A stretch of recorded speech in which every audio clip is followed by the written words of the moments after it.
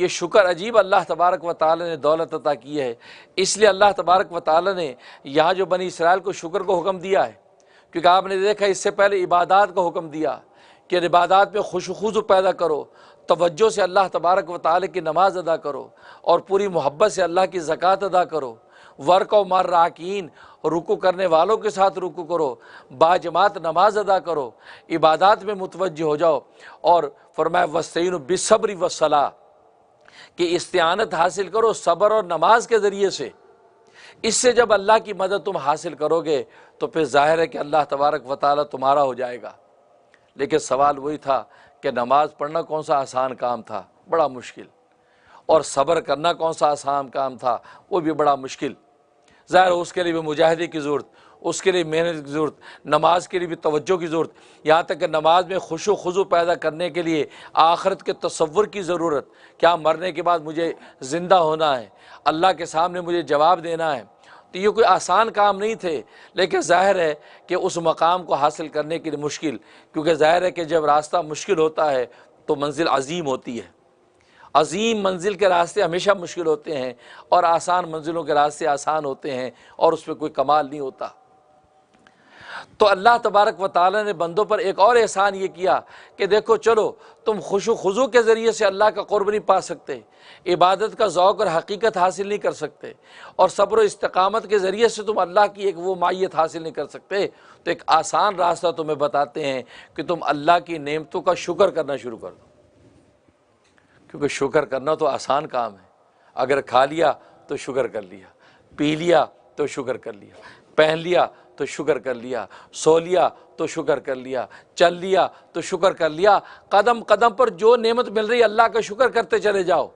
کھاؤ تو کہو الحمدللہ، پیو تو کہو الحمدللہ، پہنو تو کہو الحمدللہ، اچھی خبر سنو تو کہو الحمدللہ۔ فرمایا تم شکر کرنا شروع کر دو گے تو تمہیں ہمیں وہ پہلی والی منزل والا مقام عطا فرما دیں گے۔ اس لیے بنی اسرائیل کو اب نعمت کا ذکر کر رہے ہیں کہ یا بنی اسرائیل، اے بنی اسرائیل کیا کرو، اذکروا نعمتی، یاد کرو میری اس نعمت کو کہ التی انعمت علیکم، جو میں نے تم پر کی تھی۔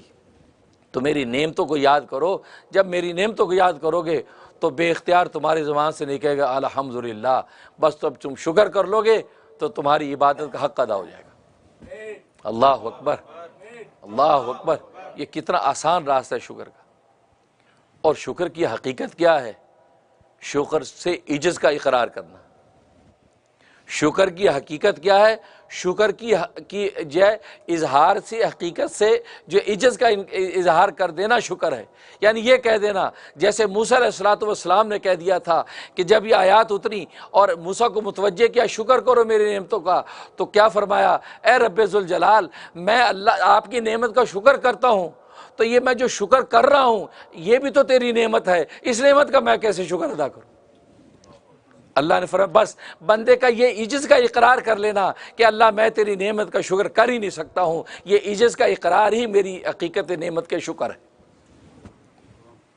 اس لیے کہ حضرت داؤد علیہ السلام کو جب کہا تھا کہ شکر کرو آل داؤد، تم شکر کرو اللہ کی نعمتوں کا، حضرت داؤد علیہ السلام رونے لگے، اے اللہ میں جس زبان سے الحمدللہ کہتا ہوں وہ زبان بھی تو نے عطا کی ہے، جو الفاظ اس سے خارج کرتا ہوں الفاظ بھی تو نے پیدا کیے ہیں، جس ماتھے کو زمین پہ ٹیکتا ہوں وہ ماتھا بھی تو نے عطا کیا ہے، جس زمین پہ ٹیکتا ہوں وہ زمین بھی تو نے بنائی ہے، جن آنکھوں سے آنسو بہاتا ہوں وہ آنکھیں بھی تو نے پیدا کی ہیں، جو ان آنکھوں میں آنسو جو ٹپکتے ہیں وہ آنسو بھی تو نے بنائے ہیں۔ آخر داؤد کا اپنا کیا ہے کہ وہ تیری نعمت کا حق ادا کر سکے؟ اے رب ذوالجلال میں تیری نعمت کے شکر کا حق نہیں ادا کر سکتا، جو کچھ ہے سب کا سب تیرے فضل سے ہے۔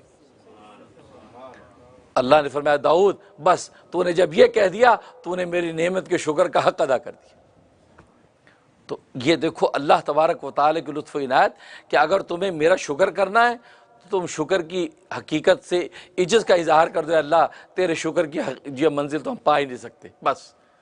جو تو نے دیا تو اپنے فضل سے دیا، اس میں ہماری نہ ذاتی طاقت ہے نہ خارجی طاقت ہے نہ باطنی قوتیں شامل ہیں نہ خارجی قوتیں شامل ہیں، اے اللہ خالص محض تیرے فضل سے سب کچھ ہے اور ہماری حقیقت کچھ بھی نہیں ہے۔ جب یہ اقرار کیا تو اللہ تبارک و تعالی نے آپ کو شاکرین میں لکھ لیا۔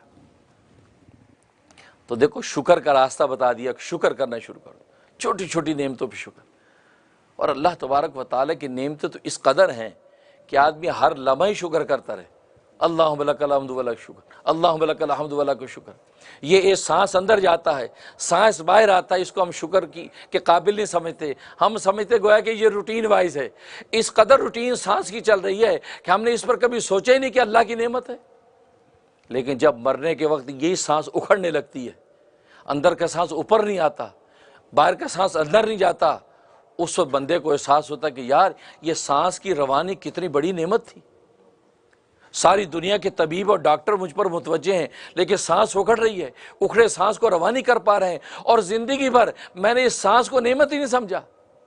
میں نے تو کھانے کے دسترخوانوں کو نعمت سمجھا، میں نے تو مشروبات کو نعمت سمجھا، میں نے تو بڑے بڑے عالیشان مکانوں کو نعمت سمجھا، میں نے سونے چاندی کی تجوریوں کو نعمت سمجھا۔ یہ جو سانس صبح شام چل رہی ہے، یہاں تک کہ جب میں سو جاتا ہوں اللہ تبارک و تعالیٰ پھر بھی اس سانس کو رواں رکھتے ہیں۔ میں نے زندگی میں کبھی اس سانس کو نعمت ہی متوجہ نہیں کیا، نعمت ہی کنسیڈر نہیں کیا۔